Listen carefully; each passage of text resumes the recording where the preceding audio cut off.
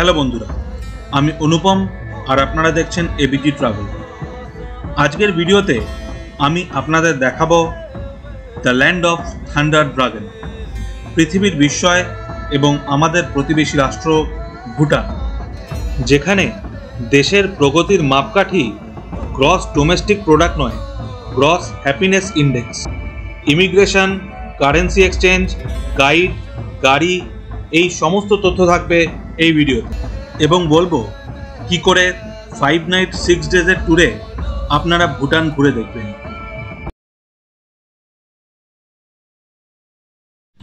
প্রথম দিন আমার ভুটান যাত্রা শুরু হলো কলকাতা এয়ারপোর্ট থেকে।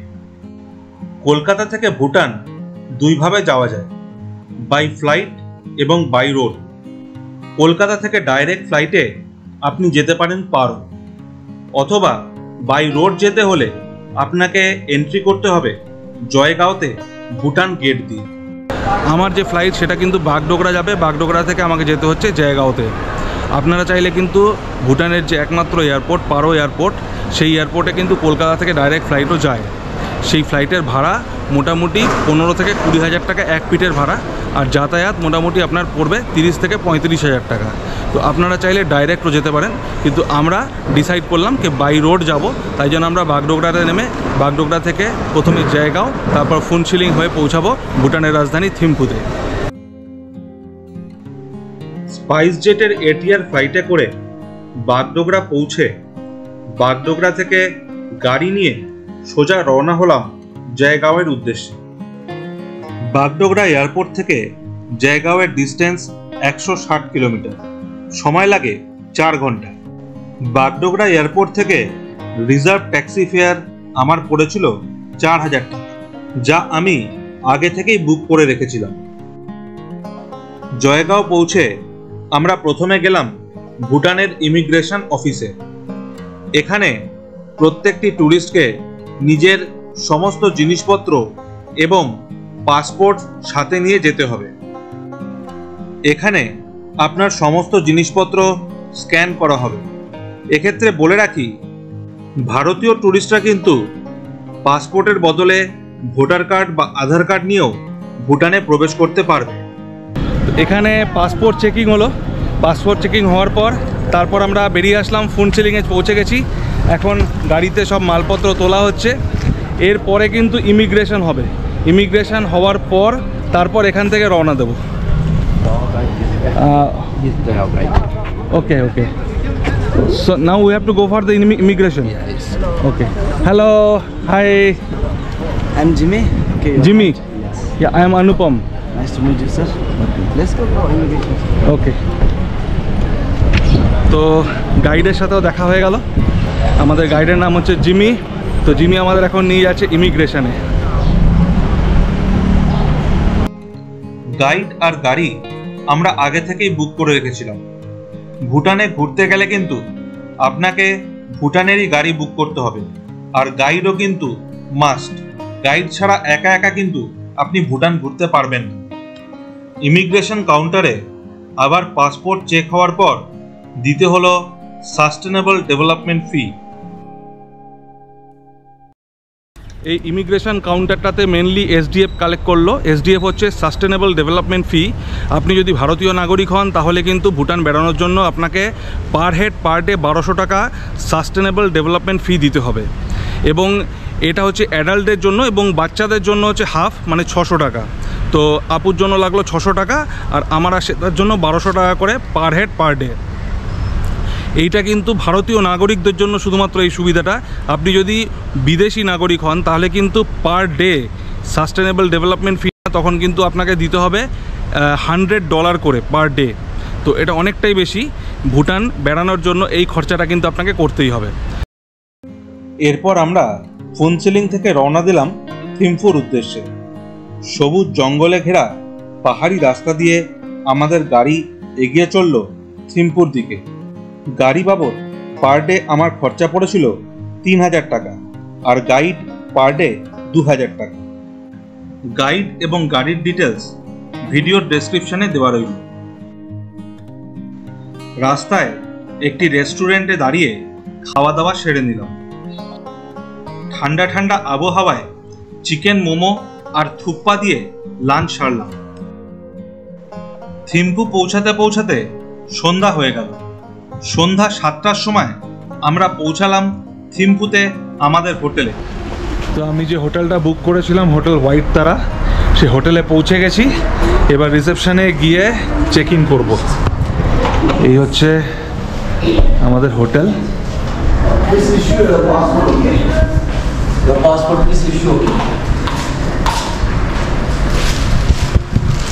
I have a booking Anupam Banerjee from Make My Trip. I booked. Can I have your passport, sir? Yeah, I'm showing the passport.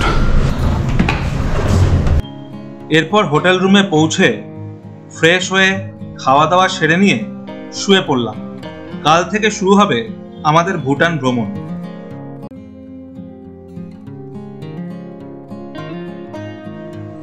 পরের দিন সকালে উঠে আমরা হোটেলের রেস্টুরেন্ট থেকে ব্রেকফাস্ট সেরে নিলাম।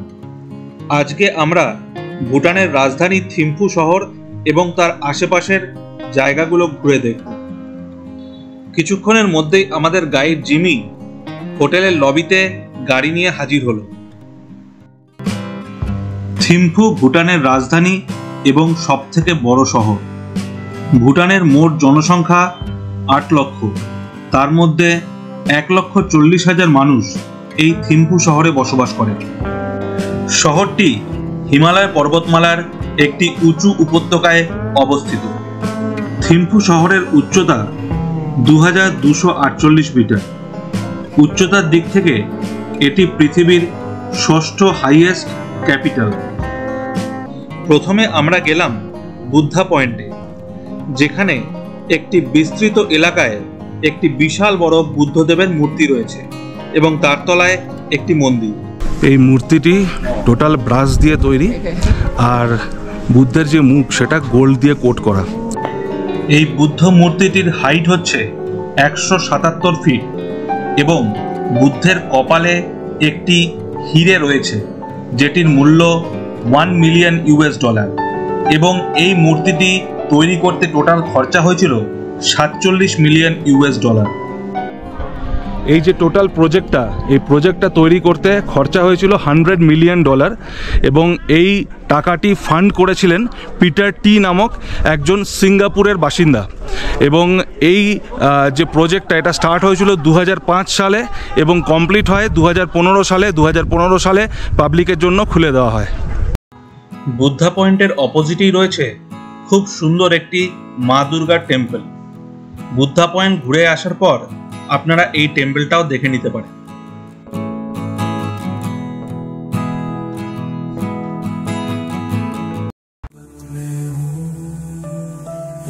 এরপরে আমরা গেছিলাম মেমোরিয়াল স্তূপা দেখতে। এই স্তূপাটি 1974 সালে তৃতীয় রাজা গ্যালপো জিগমে দর্জি ওয়াংচুকের মৃত্যুর পর ওনার স্ত্রী ওনার স্মৃতির উদ্দেশ্যে নির্মাণ করিয়েছিলেন। এই স্তূপাটি ভুটানিজদের কাছে খুবই পবিত্র এবং বলা হয় এই স্তূপার ক্লকওয়াইজ প্রদক্ষিণ করলে মনস্কামনা পূর্ণ হয়। আমি এখন চলে এসেছি সিম্পলি ভুটানে। সিম্পলি ভুটান হলো একটা living museum.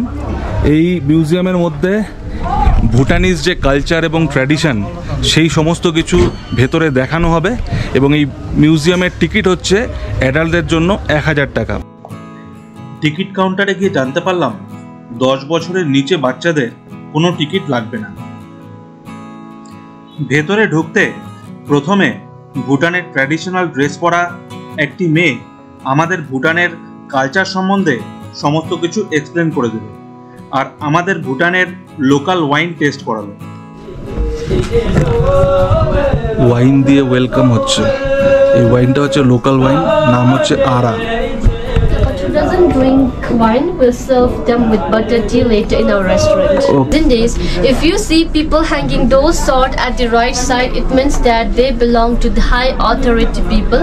Like you can even see our fourth king hanging at the right side. Okay. Hanging right side means high authority people. Yes. Okay, you can have a look. And normal people can put it in the left side. Yes. Oh, okay. Left side হচ্ছে normal people. The king Anupam Banerjee. And right side is king. Now I'm king. Oh, now you are king. Wait. Okay, very good.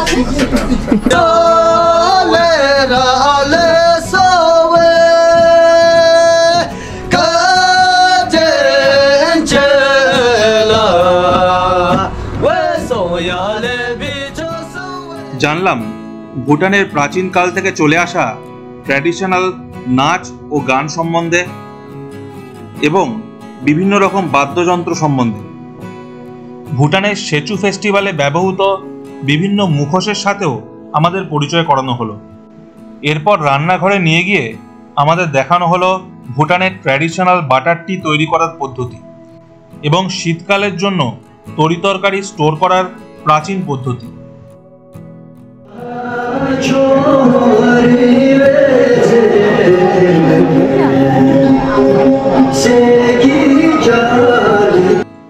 এরপর আমাদের নিয়ে আসা হলো traditional স্টাইলে তৈরি একটি রেস্টুরেন্টে, যেখানে ছেলেমেয়েরা ভুটানি ট্র্যাডিশনাল ড্রেস পরে নৃত্য পরিবেশন করছিল। এখানে আমাদের খেতে দেওয়া হলো বাটার টি আর সুইট অ্যান্ড রাইস। এরপর আমরা চলে এলাম রয়্যাল টাকিন প্রিজার্ভ সেন্টারে। টাকিন হচ্ছে ভুটানের ন্যাশনাল অ্যানিমেল। এই টাকিন হচ্ছে একটি স্পেশাল টাইপের অ্যানিমেল, যার মাথাটা হচ্ছে ছাগলের মতন আর বডিটা হচ্ছে গরুর মতন। লামা ড্রুকপা কিনলে বা ডিভাইন ম্যাডম্যান ছিলেন ভুটানের ফার্টিলিটির দেবতা।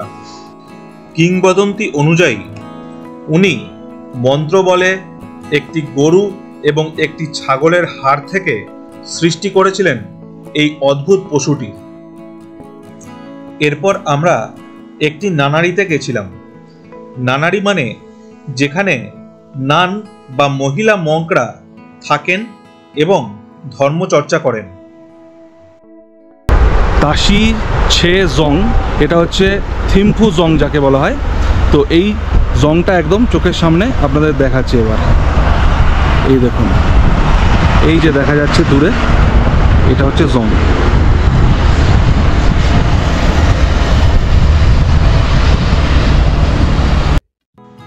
এরপর একটি রেস্টুরেন্টে দুপুরের লাঞ্চ সেরে আমরা সোজা চলে এলাম থিম্পুর সিটি সেন্টারে। সিটি সেন্টারে কিছুক্ষণ ঘোরাফেরা করে তারপর সন্ধেবেলায় হোটেলে ফিরে গেলাম। আর এভাবেই শেষ হলো আমাদের ভুটান ভ্রমণের দ্বিতীয় দিন। এখন সকাল 9টা বাজে, আমার গাড়ি চলে এসছে আর আজকে আমরা যাচ্ছি পুনাখা ট্যুর করতে। সেদিন আমাদের প্ল্যান ছিল থিম্পু থেকে পুনাখা যাওয়ার পথে দোচুলা পাস দেখব, তারপর পুনাখাতে সারাদিন কাটিয়ে আবার সন্ধ্যাবেলা ফেরত আসবো থিম্পুতে। আজকে আমরা কোথায় যাচ্ছি? পুনাখা।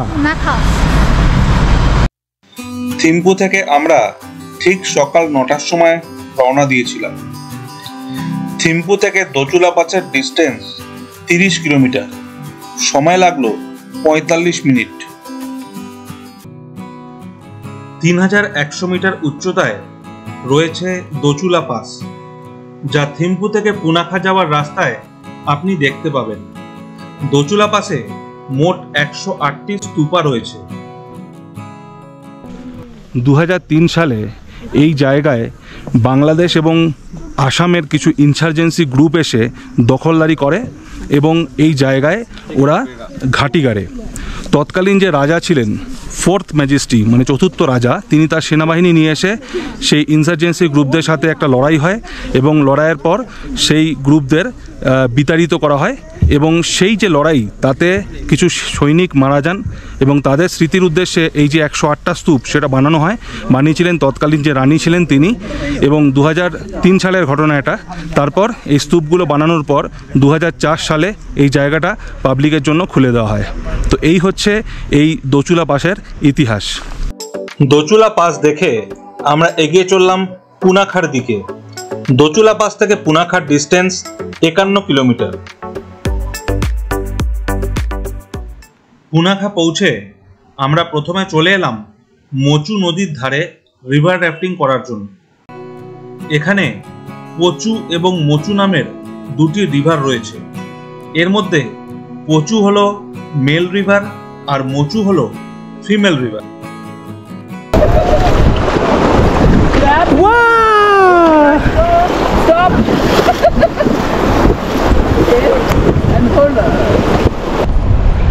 দারুণ সুন্দর, মানে এত সুন্দর দৃশ্য চারদিকে যে বলে বর্ণনা করা যাবে না। আমি যতটা সম্ভব আমার ক্যামেরায় সেই দৃশ্যটাকে দেখানোর চেষ্টা করছি আপনাদের। দেখুন এই নদী, চারপাশে কি সুন্দর পাহাড়, সবুজ পাহাড়। এই আমাদের পেছনে আরেকটা র্যাফটিং বোট আসছে।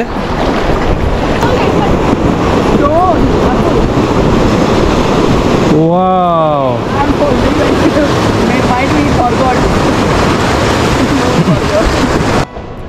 এই রিভার র্যাফটিংয়ের কস্টটা আমি আপনাদের বলে দিচ্ছি। পার বোট হচ্ছে 10,000 টাকা, 10,000 নাগুল ট্রাম বা 10,000 ইন্ডিয়ান রুপিস, একই ব্যাপার। তো ম্যাক্সিমাম 6 জন বসা যায় একটা বোটে, গাইড নিয়ে 7 জন। রিভার র্যাফটিং করে আমরা পৌঁছালাম পুনাখা জং দেখতে। জং মানে হলো দুর্গ, এবং পুনাখা জং হলো ভুটানের সব থেকে প্রাচীন দুর্গ। এই পুনাখা জং তৈরি হয়েছিল 1637 থেকে 1638 খ্রিস্টাব্দের মধ্যে।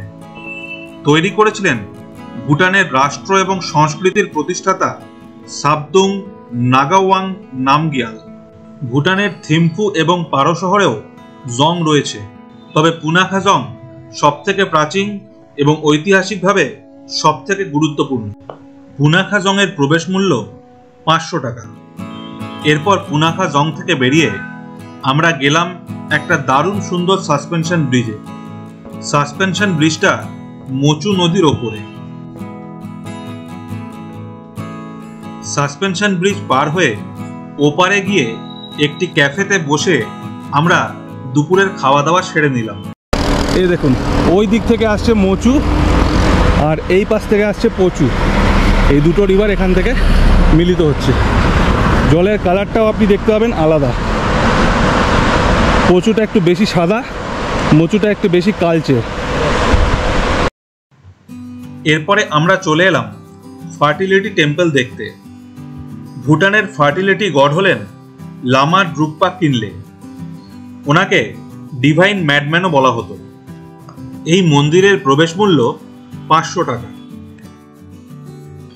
ফার্টিলিটি টেম্পল দেখার পর আমরা আবার গাড়ি করে ফিরে এসেছিলাম থিম্পুতে।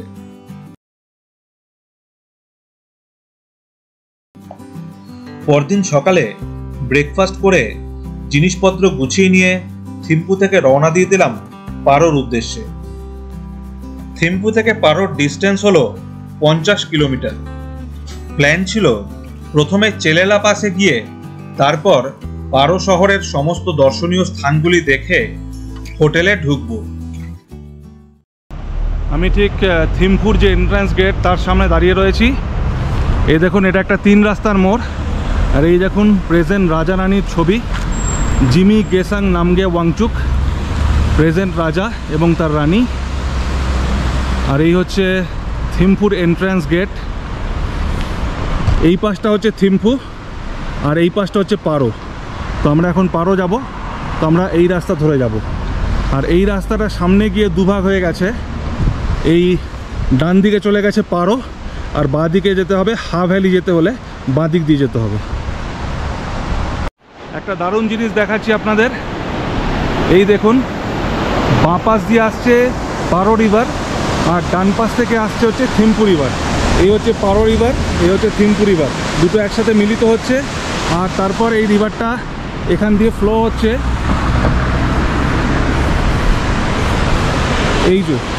এই রিভারটা এখান দিয়ে ফ্লো হয়ে এই পাশে হা ভ্যালি পর্যন্ত গেছে। এই রিভারটার নাম হচ্ছে ছুকা চু, মানে ছুকা রিভার। চু মানে হচ্ছে রিভার। আমরা এগিয়ে চললাম চেলেলা পাসের দিকে। পাহাড়ি সরু রাস্তার দুই পাশে দাঁড়িয়ে রয়েছে সারি সারি পাইন গাছ। সময়টা ছিল অটাম সিজন।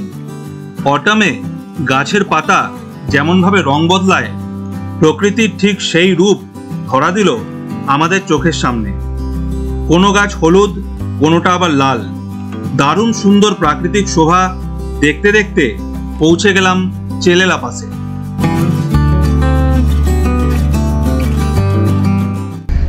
এই চেলেলা পাস হলো ভুটানের সব থেকে উঁচু পাস। এর উচ্চতা হলো ৩,৯৮৮ মিটার। চেলেলা পাস থেকে চারপাশের পাহাড় এবং ভ্যালির দৃশ্য খুবই সুন্দর, এবং এই চেলেলা পাস অতিক্রম করেই যেতে হয় হা ভ্যালিতে।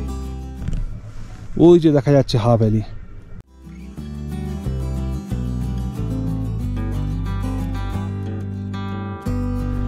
এখান থেকে ভুটানের যে স্নো ক্যাপ মাউন্টেন সেগুলো দেখা যায়, মাউন্টেন রেঞ্জগুলো।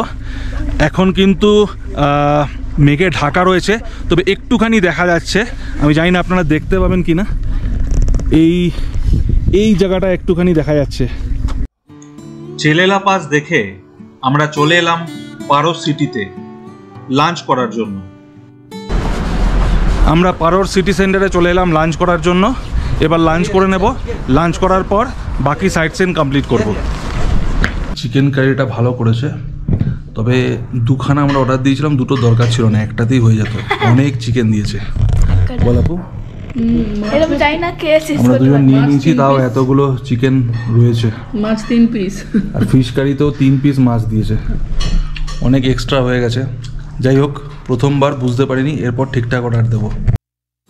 খাওয়া দাওয়া সেরে আমরা সোজা রওনা হলাম পারো এয়ারপোর্ট দেখতে। আমার গাইড দেখে বলল 3:03 একটা ফ্লাইট ল্যান্ড করবে। আমরা চলে এসেছি এয়ারপোর্টের সামনে, আর এখন ওয়েট করছি প্লেন কখন ল্যান্ডিং হবে তার জন্য। 3:03 টাইম আছে প্লেন ল্যান্ডিং হওয়ার। আর এই যে এয়ারপোর্টটা, পারো এয়ারপোর্ট, পুরো পাহাড় দিয়ে ঘেরা, কি যে অপরূপ লাগছে আমি বলে বোঝাতে পারবো না। আমি দেখাচ্ছি আপনাদের, দেখুন। এই দেখুন, এই হচ্ছে এয়ারপোর্টের রানওয়ে। কিছুক্ষণ অপেক্ষা করার পর দূর পাহাড়ের আড়াল থেকে হঠাৎ দৃশ্যমান হলো একটি প্লেন। তারপর এগিয়ে এলো রানওয়ের দিকে। আশপাশের পাহাড় চূড়া এবং ভিজুয়াল নেভিগেশনের প্রয়োজনীয়তার কারণে এই এয়ারপোর্টটি পাইলটদের জন্য খুবই চ্যালেঞ্জিং। এতক্ষণ দাঁড়িয়ে থাকা সার্থক। একদম কাছে থেকে প্লেনটাকে ল্যান্ড করতে দেখলাম। দারুণ দারুণ এক্সপিরিয়েন্স। এরপরে আমরা গেছিলাম 8ম শতাব্দীতে তৈরি একটি মন্দির দেখতে। এই মন্দিরের নাম কিচু লাখাং। এই মন্দির নির্মাণের পেছনে একটা কাহিনী রয়েছে। 7ম থেকে 8ম শতাব্দীর মধ্যে এই মন্দিরটি প্রতিষ্ঠা হয়। তিব্বতের 33তম ধর্মগুরু, উনি যখন ধর্ম প্রচার করার চেষ্টা করছিলেন, তখন এই হিমালয় অঞ্চলে একটা লেডি ইভিল স্পিরিট থাকতো, মানে আমাদের ভাষায় বলা যেতে পারে রাক্ষসী থাকতো। তার নাম ছিল অগ্রিস। সে ধর্মপ্রচারে প্রচণ্ড বাধা দিচ্ছিল। তার জন্য সেই তিব্বতের ধর্মগুরু যিনি ছিলেন, উনি এক রাতের মধ্যে এরকম 108টি মন্দির প্রতিষ্ঠা করেন, এক রাতের মধ্যে। তার মধ্যে একটি মন্দির হচ্ছে এই মন্দিরটি। আর ভুটানে সেই 108টার মধ্যে টোটাল 2টো মন্দির ভুটানে রয়েছে। তার মধ্যে একটি এটা, আর একটা অন্য একটা জায়গায় রয়েছে।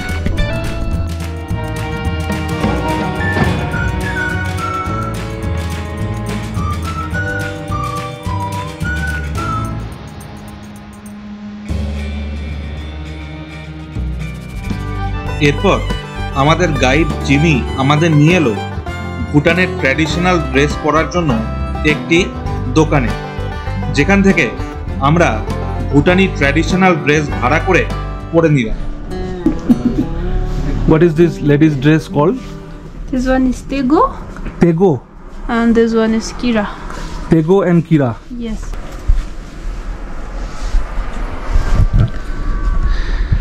ছেলেদের ড্রেস হচ্ছে গো, মেয়েদের উপরেরটা হচ্ছে তেগো, আর নিচের পোর্শন হচ্ছে কিরা।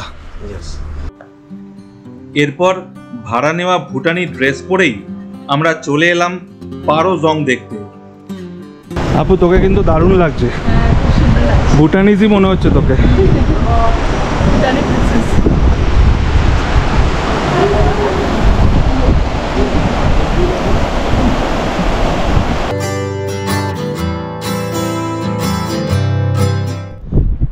আমি আর জিমি সিঁড়ি দিয়ে কিছু দূর উপর পর্যন্ত উঠে এলাম, এই পর্যন্তই, এরপর আর ওপরে যাব না।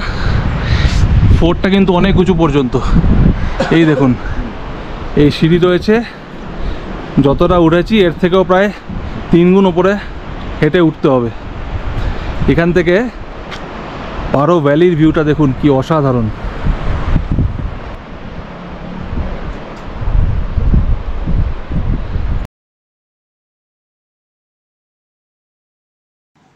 ভুটান ভ্রমণের ৫ম দিনে আমরা গেছিলাম টাইগার নেস্ট মনাস্ট্রি।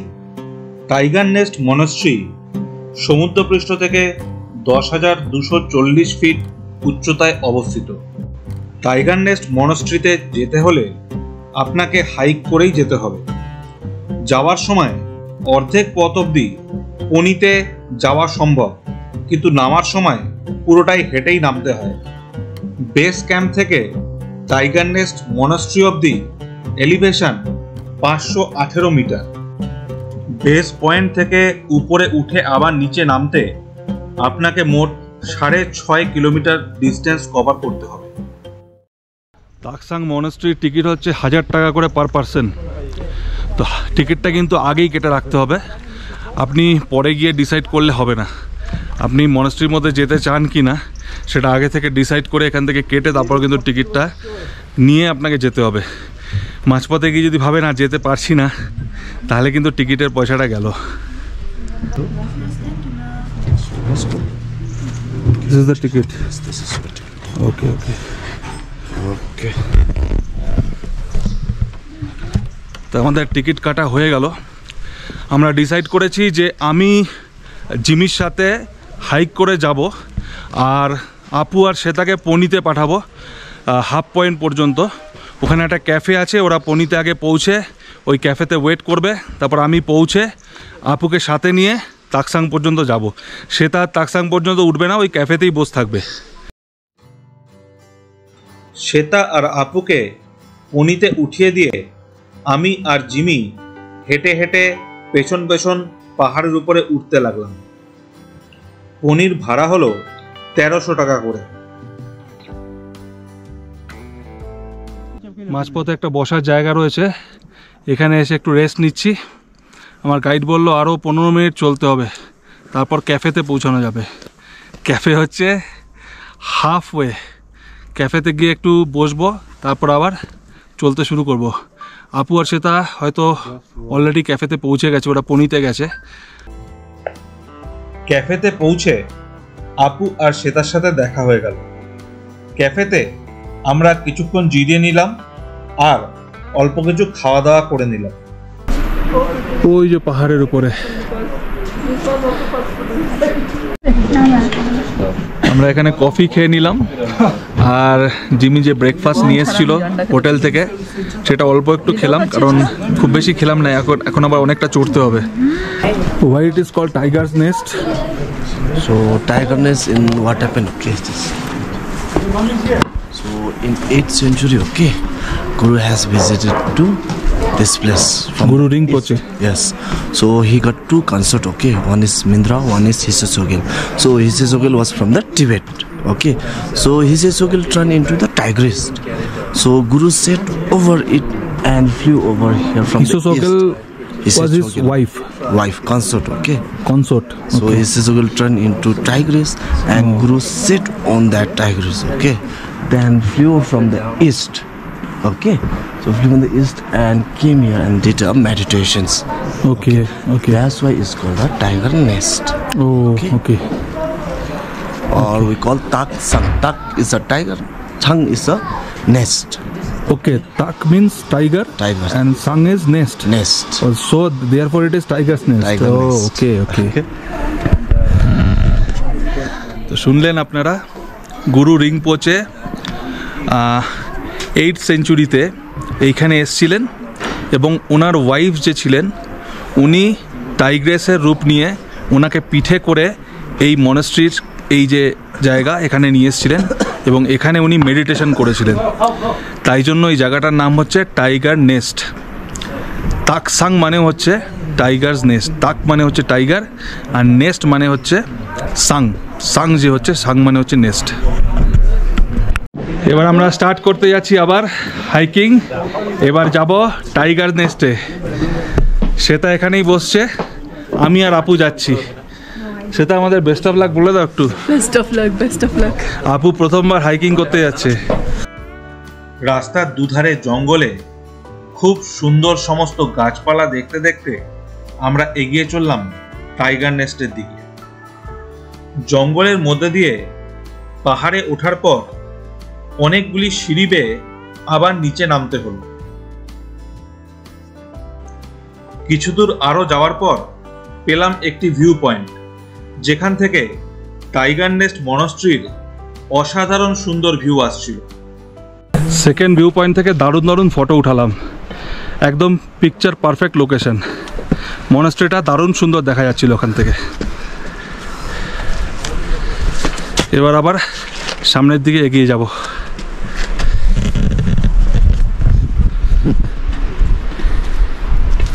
এ পাশের ভ্যালির ভিউটা দেখুন কি দারুণ। এটা কিন্তু ভুটানের সবথেকে ফেমাস ট্যুরিস্ট অ্যাট্রাকশন। আপনি ভুটান বলে যদি সার্চ করেন গুগলে, তাহলে এই ছবিটাই আপনি পাবেন।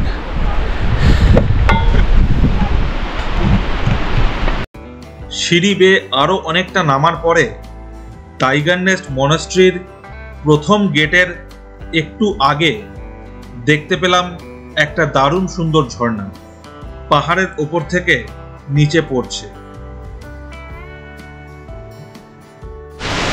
আপু কাউন্ট করেছে 350 সিঁড়ি নামলাম আমরা। এবার এখান থেকে আবার ওঠা স্টার্ট। এই সিঁড়ি গেছে মনস্ট্রি পর্যন্ত। আমরা পৌঁছে গেছি মনস্ট্রিতে। এবার কিন্তু আমাদের এখানে ক্যামেরা ফোন সমস্ত কিছু রেখে দিতে হবে লকারে, ভেতরে কিন্তু কিছু অ্যালাউ না। এখানে লকারে রেখে তারপর মনস্ট্রির ভেতরে প্রবেশ করতে হবে। আপু একটা দারুণ জিনিস করেছে, আপু স্টেপ কাউন্ট করে নিয়েছে, total 600 step second view point থেকে মনস্ট্রি পর্যন্ত 600 স্টেপ। ফার্স্ট টাইম বোধহয় কেউ কাউন্ট করলো। ভেরি গুড আপু। টেম্পল দেখে আমরা নেমে এলাম, তারপর আমাদের জিনিসপত্র কালেক্ট করে নিলাম। ভেতরে টোটাল 9খানা টেম্পল রয়েছে, তার মধ্যে 8টা আপনি ভিজিট করতে পারবেন। গুরু রিংপোচে এখানে এসে যে গুহায় তপস্যা করেছিলেন বা মেডিটেশন করেছিলেন, সেই গুহাটাও ভেতরে রয়েছে। ওই গুহার সামনে একটা দরজা বানানো রয়েছে, তার সামনে দানপেটি রাখা রয়েছে। আপনি প্রণাম করে সেখানে নিজের যা উইশ আছে সেটা করে ওখানে কিছু অফার করতে পারেন। তো ভেতরে 9টা টেম্পলই আমরা ঘুরেছি, ঘুরে আবার নেমে এসেছি। এখন ব্যাগপত্র সব কালেক্ট করা হয়ে গেছে। এবার আবার জার্নি স্টার্ট করব নিচের দিকে। ক্যাফেতে শ্বেতা ওয়েট করছে, ক্যাফে পর্যন্ত যাব, শ্বেতাকে নিয়ে তারপর নিচে নামবো।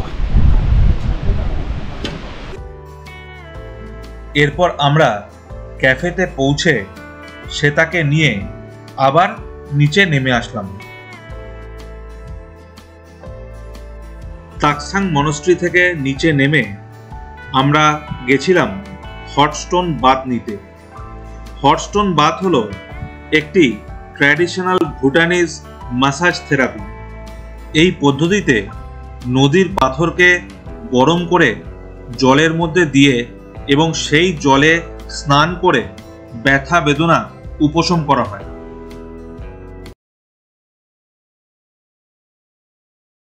পরের দিন সকালে ব্রেকফাস্ট করে আমরা রওনা দিয়ে দিলাম ফুনচিলিংয়ের উদ্দেশ্যে। পারো থেকে ফুনচিলিংয়ের ডিস্টেন্স 142 কিলোমিটার। আমাদের ফুনচিলিং পৌঁছাতে 4 ঘন্টা সময় লাগলো। আমরা চলে এসেছি ফুনচিলিংয়ে।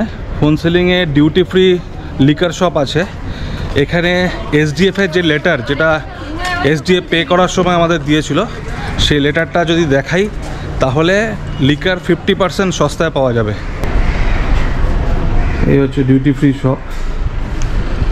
ও এখানে শুধু লিকার না, সেন্টও রয়েছে। বিভিন্ন রকম পারফিউম, আর এই পাশে রয়েছে লিকার। দামগুলো দেখুন, এটা হচ্ছে ফুল ডিউটি, এটা হচ্ছে ডিউটি ফ্রির দাম।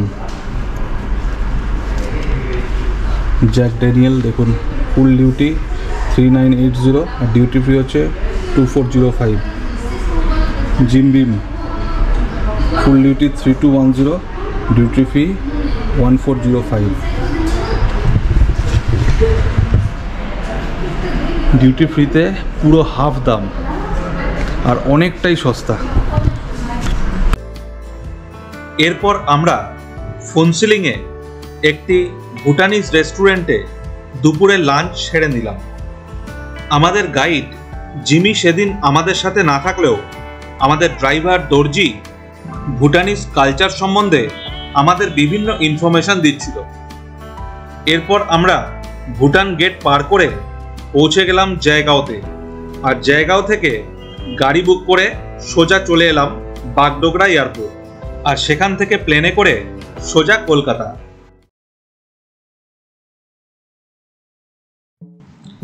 এবার আমি আপনাদের বলবো 5 নাইট 6 ডেজের ভুটান ভ্রমণের খরচ সম্বন্ধে। কলকাতা থেকে বাগডোগরা যাতায়াতের খরচ পার পার্সন 6000 টাকা। বাগডোগরা থেকে জয়গাঁওয়ের যাতায়াতের খরচ টোটাল 8000 টাকা। ভুটানের 6 দিনের গাড়ি ভাড়া এবং গাইড বাবদ টোটাল 30,000 টাকা। সাস্টেনেবল ডেভেলপমেন্ট ফি পার ডে পার হেড 1200 টাকা, তার মানে 5 দিনে টোটাল 6000 টাকা।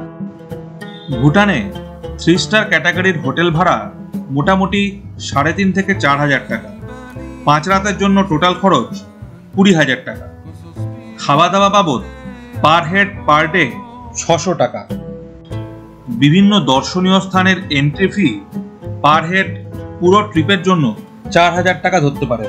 এছাড়া কেনাকাটি, রিভার রাফটিং বা পনির খরচা বাবদ মোটামুটি পার হেড আরও 5000 টাকা রেখে নিন। তার মানে পার হেড আপনার খরচা দাঁড়াচ্ছে 53,000 টাকা। এই খরচাটা দুজনের জন্য। যদি 3 বা 4 জনে মিলে ট্রিপ করেন তাহলে পার হেড খরচা আরও কমে যাবে। ভুটানের কারেন্সি হলো নাগলট্রাম, যা 1 টাকার সমান, এবং ভুটানের সমস্ত জায়গায় ভারতীয় টাকা ওয়েল অ্যাকসেপ্টেড।